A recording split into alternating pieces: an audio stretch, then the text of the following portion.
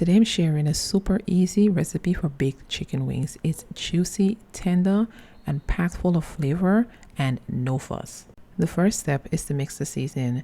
Mix together sazon, Cajun seasoning, smoked paprika, chicken bouillon powder, salt, and black pepper. You don't want to add too much salt to this mix since the Cajun seasoning, the sazon, and the chicken bouillon powder all have salt in it already. And I have about 1.5 pounds of chicken wings which I've cut into segments, and I've drizzled it with olive oil and Worcestershire sauce. Sprinkle on the seasoning blend, and then you're going to want to toss all the wings together until they're fully coated.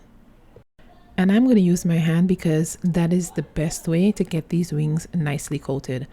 Once the wings are coated with the seasoning, you're going to want to let this sit for at least an hour in the fridge, preferably overnight.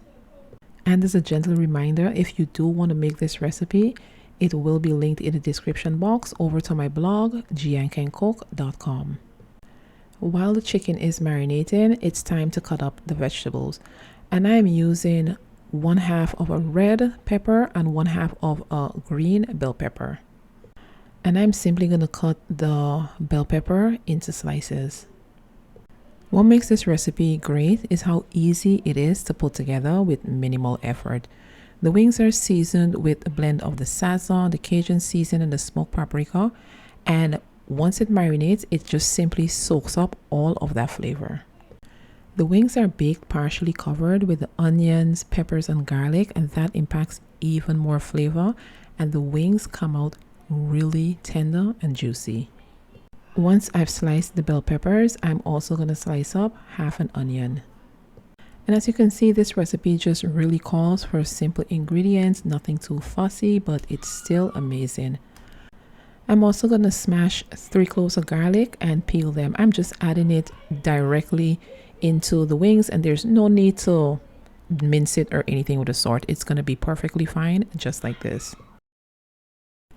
Once the chicken has had enough time to marinate, it's time to bake it. Place the wings in a 13x9 baking dish, and I like to use parchment paper just because it makes cleanup easier. And it's fine if the wings are crowded in the pan because these are not going to be crispy wings. These are going to be more juicy baked wings in a sauce.